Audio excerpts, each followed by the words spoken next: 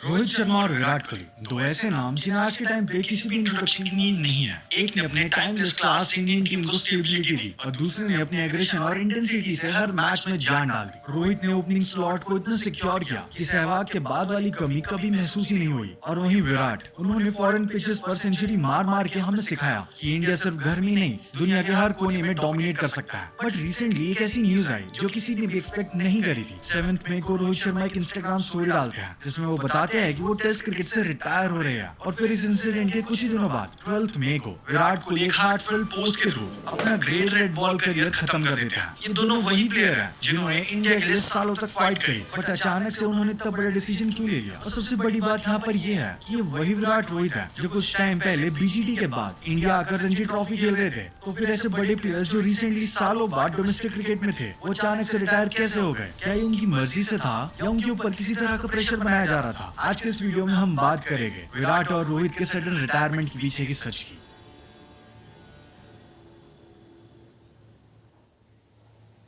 By the way, आप सबको एक अपडेट देना है। क्रिकेट एक फेसबुक पर भी है, उधर से फॉलो कर लो। अब ये सब कुछ समझने से पहले हमें थोड़ा पीछे जाना पड़ेगा, ज्यादा नहीं बल्कि 2024 में जब न्यूजीलैंड की टीम इंडिया टूर पर आई थी। यस, ये वही इंडिया वर्सेस न्यूजीलैंड की टेस्ट सीरीज है जिसमें इंडिया का ओवरऑल परफॉर्मेंस डिसअपॉइंटिंग था and we really got clean sweep for the first time in history. और हमारे 12 साल की होम अनबीटन स्ट्रीक भी टूट गई। और सीनियर प्लेयर्स स्पेशली विराट और रोहित, ये दोनों ही होम पिचेस पर स्ट्रगल कर रहे थे, जहां इन दोनों प्लेयर्स ने 6 इनिंग्स में 93 और 91 रन बनाए थे रिस्पेक्टिवली। और फिर आती है 2024-25 की बॉर्डर गावस्कर ट्रॉफी, जहां पे तो हालत और बिगड़ गई। विराट कोहली ने उस पूरे सीरीज में 5 मैचेस खेले जहां उन्होंने 9 इनिंग्स में सिर्फ 190 रन बनाए with an average of 23.75। All दोनों ने एक सेंचुरी जरूर मारी लेकिन कंसिस्टेंसी पूरे तरीके से गायब थी। और रोहित शर्मा का हाल तो और बुरा था। उन्होंने सिर्फ 3 मैचेस खेले और 5 इनिंग में बैटिंग करके सिर्फ 31 रन बनाए और उनकी एवरेज थी 6.20 की। और इसी खराब फॉर्म की वजह से उन्होंने खुद को लास्ट मैच से ड्रॉप ही कर दिया था। लेकिन क्या 1-2 सीरीज के खराब फॉर्म की वजह से प्लेयर्स सीधा रिटायरमेंट ले लेंगे?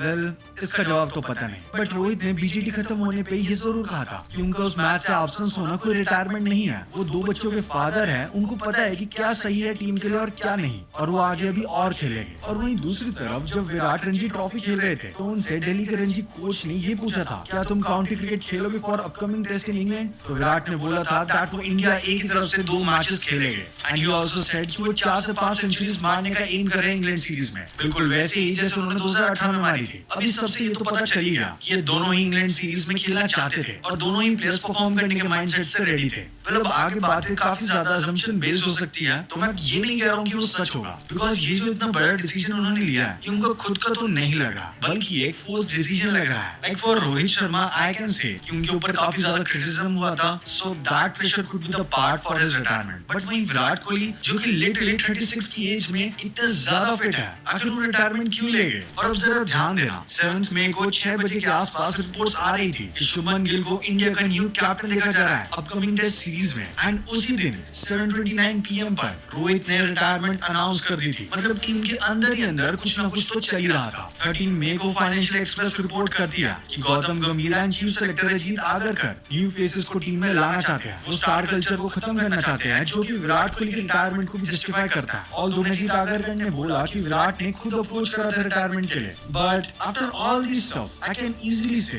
दैट कुछ ना कुछ इश्यूज जरूर था। लिटरली इंडियन टीम के अंदर इतना ज्यादा पॉलिटिकल स्टफ सुने और देखने के बाद मेरे अंदर का क्रिकेट फैन आज ट्रॉमेटाइज हो चुका है। Of course after 19 November shit. Anyways, अब विराट कोहली के करियर के बारे में अगर हम देखें तो उन्होंने टोटल 123 मैचेस खेला है, जिसमें से उन्होंने 210 इनिंग्स में 9230 रन बनाया with average of 46.85। In 123 matches में उन्होंने टोटल 30 सेंचुरीज और 31 हाफ सेंचुरीज लगाई है। वहीं रोहित शर्मा ने अपने टेस्ट करियर में टोटल 67 मैचेस खेला, जिसमें से उन्होंने 116 इनिंग्स में 4301 रन बनाया विद एवरेज ऑफ 40.57। इन्होंने अपने टेस्ट करियर में टोटल 12 सेंचुरीज और 18 हाफ सेंचुरीज बनाई है। विराट ने अपनी कैप्टनसी में इंडिया को 68 मैचेस में 40 टाइम्स जिताया है with 3 test matches, 2018 BGT win in Australia, 2021 WTC runner-ups, and even उनकी कैप्टनसी में इंडियन टीम 42 months तक फर्स्ट पोजीशन पर रही थी from October 2016 to March 2020। फिर आज रोहित शर्मा ने अपनी कैप्टनसी में इंडिया को 24 मैचेस में लीड किया, जिसमें से 12 बार इंडियन टीम को जितवाया और फिर इंडिया में ही ऑस्ट्रेलिया को 2-1 से हराकर BGT को रिटेन किया। 2023 की WTC में इंडिया को लीड किया, इंग्लैंड को 2024 में इंडिया के अंदर 4-1 से हराया। अब मैं जो कहने वाला हूँ ऑब्वियसली असम्पशन है, बट आई फील कि BGT और न्यूजीलैंड सीरीज के बाद definitely team management next captain की खोज कर रही थी, यानी कि रोहित शर्मा को कैप्टनसी से हटाना, एंड जिसके लिए उन्होंने सूटेबल समझा शुभमन गिल को। और इसी वजह से जब रोहित शर्मा के साथ ये सब डिस्कस किया होगा तो उन्होंने सेल्फ रिस्पेक्ट के वे में ये फॉर्मेट छोड़ने का डिसीजन खुद से लिया, which is actually fine because it is said जहां पर आपको रिस्पेक्ट नहीं मिलती वहां पर आपको नहीं होना चाहिए। एंड फिर वहीं विराट कोहली के केस में मोस्ट प्रोबेबली ये हुआ होगा कि टीम ने उन्हें कह दिया होगा कि इंग्लैंड सीरीज के बाद हम आपको चांस आगे नहीं देंगे, हमें यंगस्टर्स को चांस देना है, which is actually fair. And इसी वजह से विराट कोहली ने ज्यादा टाइम ना वेस्ट करते हुए